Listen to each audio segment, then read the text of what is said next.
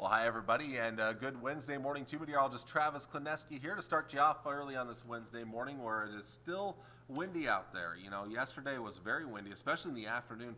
Some of those wind gusts got up there around 50 to 60 miles per hour around some of those showers late in the afternoon, early in the evening. Did produce a little minor damage. There was a lot of blowing dirt and dust out there. Those that got a little rain probably enjoyed it just to settle the dust down a little bit. Well, the winds are back again today. They're still strong. And later today, a red flag warning will be in place. And what this means is the fire danger will be enhanced. And, you know, one thing I never really mention a lot when showing you these maps is why is it always afternoon, evening? Why aren't these in effect in the morning hours usually? Well, the main reason why is because as we warm up during the day, the dew point temperature usually stays the same and doesn't move a whole lot, and sometimes even drops, and the temperature rises. And what happens is as those two get farther apart, the temperature and the dew point temperature, the relative humidity drops. So in the afternoon, the relative humidity is lower. That's when we're at our driest usually, and so that's why the red flag warnings go in place at 1 o'clock this afternoon. They'll continue until 7 o'clock this evening for western portions of the local 4 viewing areas. So keep that in mind, that fire danger high out there for today. We saw some clouds move back into central Nebraska over the last couple of hours. We're seeing those in the eastern half to 2/3 of the state of Nebraska, more clearing back towards the west.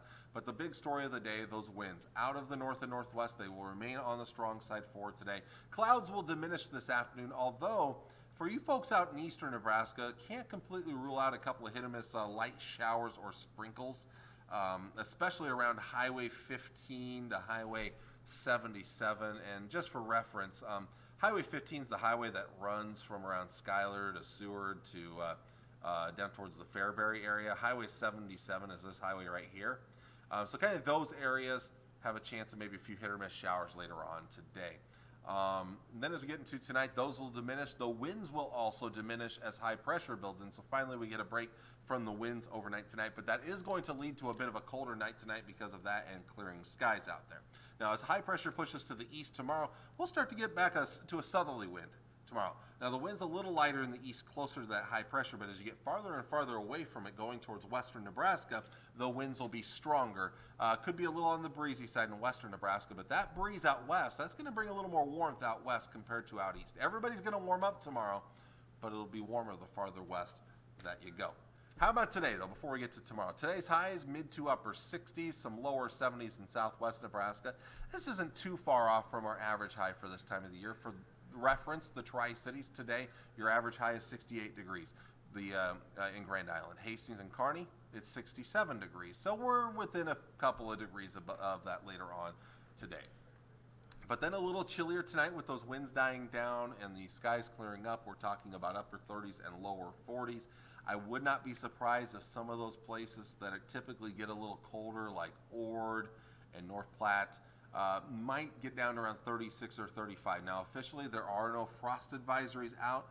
Once you get down there in the mid 30s, frost can potentially form, but I don't think it'll be cold enough long enough that it'll be a big threat in those locations. So that's the good news. So I think we should continue with the growing season just okay, at least the way it looks at this point. Thursday, tomorrow, mid to upper 70s. Out west where those winds will be a little stronger, it'll be a little bit breezier, low to mid 80s in the afternoon. Might see upper 80s in the panhandle, and we're going to push those warmer temperatures eastward on Friday. It won't be as cold for Thursday night into Friday morning, 50s for overnight lows, and then Friday afternoon, look at that, temperatures soaring into the mid to upper 80s and perhaps even lower 90s in our southwest. So it's going to be quite warm out there to wrap up the work week. So summing up those 3 days here on our 3-day forecast, you see the warming trend the next few days. Dry weather the next 3 days as well. Plenty of sun. I'd say today features the most cloud cover this morning. Thursday night into Friday morning, there will be some extra clouds around overnight. The chance of rain's pretty slim, although a few sprinkles can't be ruled out. Better chances of moisture will return this weekend and early next week as we look down the road at the rest of our 7-day forecast. Still hoping for another warm day on Saturday. It depends on the timing right now of precipitation. As of right now, I'm going to hold off until Saturday evening for the chance of rain to move back in. A few models bring those in as quickly as Saturday afternoon. Some even bring it back as early as late Friday night, mainly though to our north and west. So they'll start to push southeast with a chance of rain and thunderstorms southeastward late Saturday into Saturday night. and especially more so into the early morning hours of Sunday morning. I would say midnight to about 9 a.m. is our best time frame for picking up some rain and isolated thunderstorms. Behind that system will be a little cooler on Sunday, but I think the sun will return for Sunday afternoon as we get into the lower 70s. And then early next week, a few more showers and isolated thunderstorms possible late Sunday night into Monday, possibly lingering into Monday night. And then we'll cool back behind that one as we get into your Tuesday. We're back down into the 60s, and there will be a little more wind driving in that cooler air as well. Now, when I talk about thunderstorm chances, you can never rule out severe weather this time of the year as we're now pushing into early May. That said, I'm not seeing anything in the forecast models that just screams out widespread severe weather or anything like that. Can't be completely ruled out. I would say that Monday chance probably holds a slightly better chance than the Saturday chance, but neither of those are looking like slam dunk severe weather chances or anything like that. So, we're pushing into that time of the year now where we start talking about severe weather safety. And of course, if things change and it looks like we may see some severe weather, we will alert you here at Local 4 and let you know what the threat is looking like. Long range now, as we look at the long range forecast temperatures, you can see we do cool it back after Friday, but that said, temperatures aren't going to be overly chilly. And in fact, a lot of the forecast highs have come up a little bit since yesterday's forecast, so they're not quite so cool.